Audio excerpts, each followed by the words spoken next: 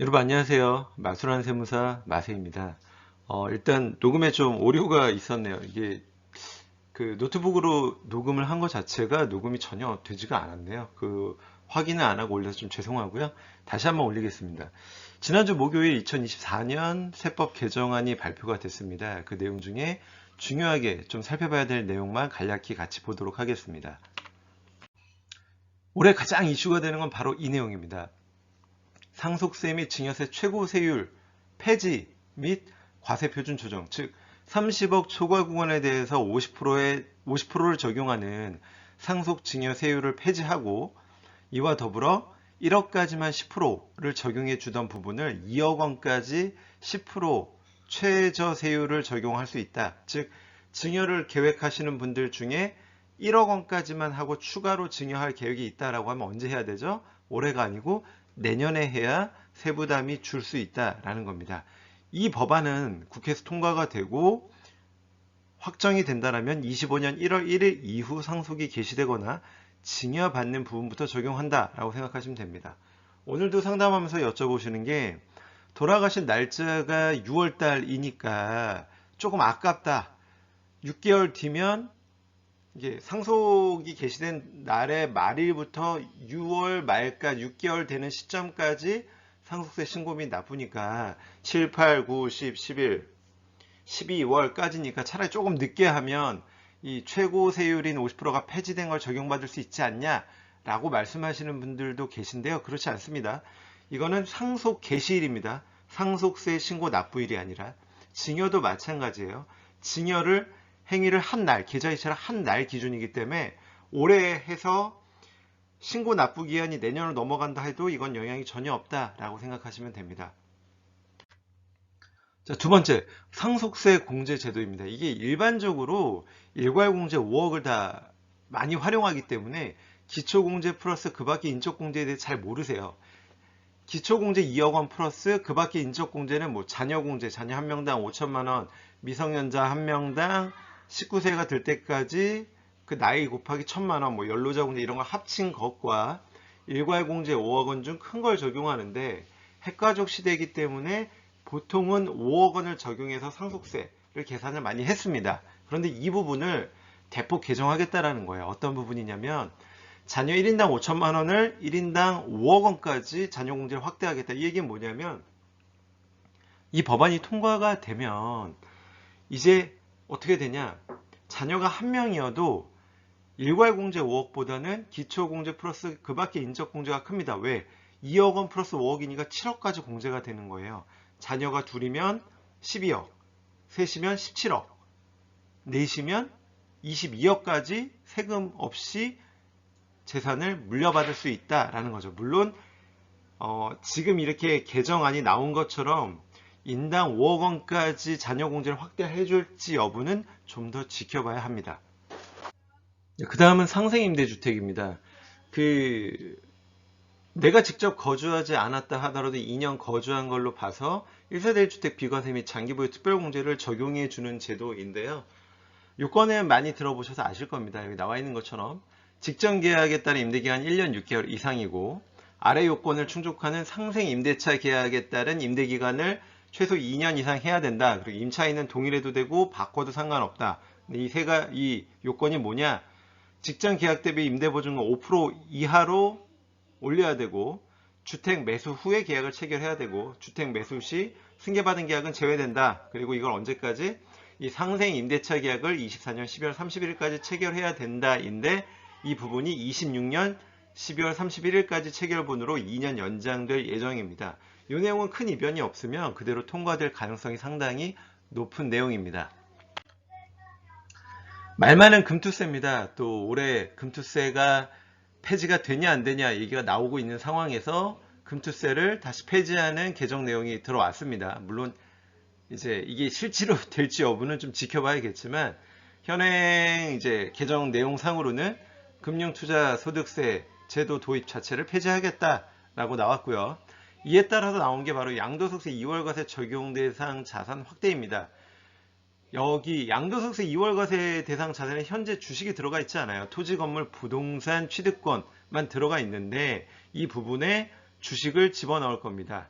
배우자한테 증여한 주식의 경우에는 양도일, 즉 증여 후 1년이 지나서 팔아야만 증여 취득가액을 인정하겠다. 언제?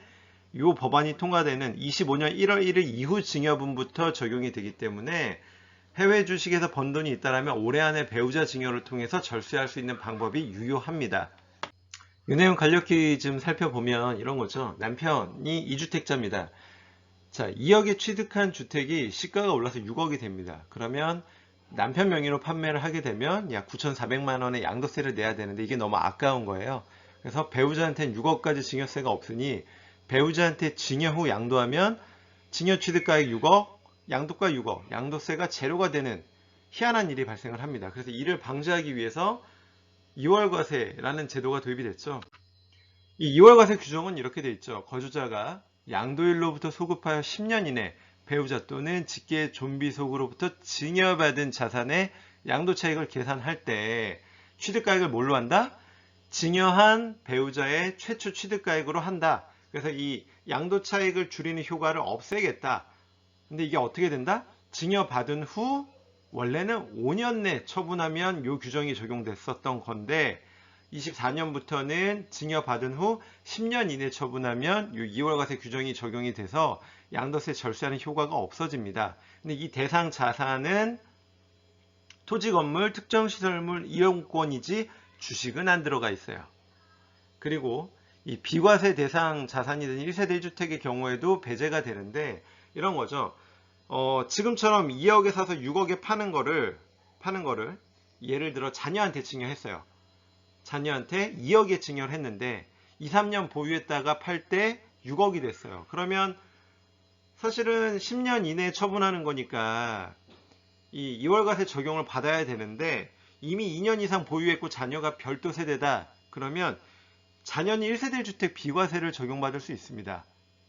특히 증여받을 당시에 비조정 대상 지역이라면 2년만 보유하면 되고 증여받을 당시에 조정 대상 지역이라 하더라도 상생 임대주택 요건을 갖추었다라면 2년 거주한 게 되기 때문에 전체 비과세 10억까지 비과세를 받을 수가 있는 거예요. 따라서 이런 비과세 요건을 갖춘 상황이 되면 이때는 2월과세를 적용해도 양도세가 비과세가 되기 때문에 취득가액을 밑으로 낮춰서 양도 차익을 크게 해도 큰 의미가 없다. 그래서 그런 경우에도 여전히 쓸 수가 있는 거고요. 이게 유리한 게 바로 이 해외 주식에 대한 부분이죠.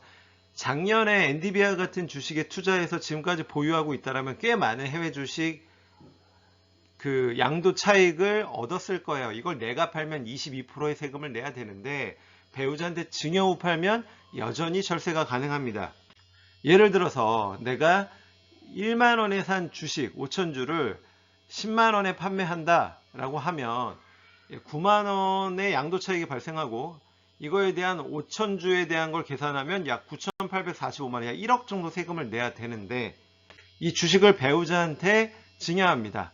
그러면 5억까지니까 세금이 없겠죠. 6억이 넘지 않으니까. 그럼 배우자가 증여받고 매도하게 되면 2월과세 규정을 적용받지 않기 때문에 배우자 증여 후 해외 주식을 팔게 되면 세금이 없어지는 효과가 발생합니다. 이거는 올해 말까지 증여한 부분은 인정이 되고 내년부터는 배우자한테 증여한 주식의 경우에는 최소 1년을 보유했다 팔아야 2월과세 규정을 적용받지 않는다라고 기억을 해주시면 됩니다. 그 규정이 바로 이 내용입니다. 거주자가 양도일로부터 소급하여 1년 이내에 그 배우자로부터 증여받은 주식 등에 대한 양도소득금액 계산 시에는 그 증여한 배우자의 취득 당시 금액으로 한다. 시행 예정일은 25년 1월 1일 이후 이렇게 되어 있습니다. 자, 그 다음에 ISA 계좌입니다.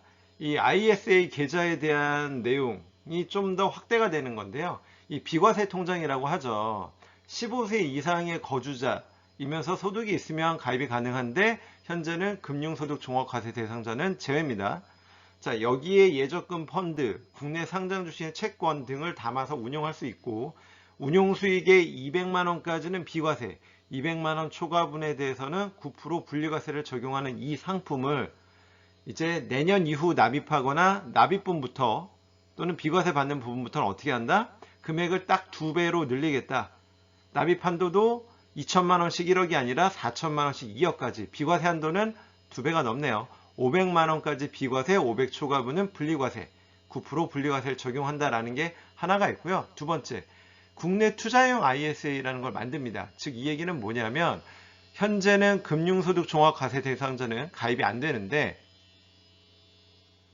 이 금융소득 종합과세 대상자도 가입 가능한 상품을 열어주는 겁니다. 다만 이들의 경우에는 비과세가 안 돼요. 비과세가 안 되고 무조건 14% 분리과세를 적용합니다. 이 내용을 보면 국내 투자형 ISA 계좌를 신설하겠다. 가입 대상자는 금융소득 종합과세 대상자 포함 15세 이상의 거주자, 운용자산은 국내 상장 주식, 국내 주식형 펀드, 납입 한도는 똑같죠? 연 4천씩 최대 2억 원까지, 비과세 한도는 1,000만 원입니다. 1,000만 원. 서민, 농어민형은 2,000만 원. 그리고 한도 초과분은 9% 분리과세. 이게 비과세 한도가 좀 더 크기는 하네요. 일반인들의 경우에는. 다만 금융소득 종합과세 대상자의 경우에는 14% 분리과세만 가능하다. 그 점을 기억해 주시면 될 것 같습니다. 혼인에 대한 1세대 1주택 특례 적용도 이게 조금 개정이 되는데 이건 사실 합리적인 내용이라고 생각이 돼요. 동거봉양의 경우, 즉 60세 이상의 부모를 동거봉양하기 위해서 각각 1주택자가 합쳐졌다라면 얘도 5년이었는데 이제는 10년 이내에 먼저 파는 주택이 비과세 요건을 갖추었다라면 2주택자임에도 불구하고 1세대 1주택 비과세를 적용해주고 남은 1주택도 비과세 받을 수 있는 게 열어줬는데 혼인 합가의 경우에는 여전히 5년으로 되어 있습니다. 이 부분을 동거봉양과 동일하게 10년으로 확대해 주겠다라는 내용이고요. 이 내용도 큰 이변이 없는 한 그대로 시행될 가능성이 상당히 높습니다. 여기에 추가적으로 결혼세액공제라는 게 들어옵니다. 하도 결혼을 안 하고 아이를 낳지 않기 때문에 들어온 규정 중에 하나인데요. 혼인신고를 한 거주자, 혼인신고를 한 해에 한해서만큼은 50만 원까지 공제해 주겠다. 적용기간은 올해 혼인신고분부터 26년 혼인신고분까지다 라고 되어 있습니다. 자, 이렇게 내용을 한번 정리해 봤는데요. 제가 녹음 상태 다시 한번 점검해 보고 여러분한테 좀 도움이 될 수 있게끔 한번 올려 보겠습니다. 오늘 좀 말이 빠르게 진행이 됐어요. 아이 좀 숙제 좀 돌봐주다가 급하게 하느라고 이렇게 된 점 양해 부탁드리고 다음 시간에 좀 더 유익한 내용으로 찾아뵙도록 하겠습니다. 감사합니다. 지금까지 마술하는 세무사 마세였습니다.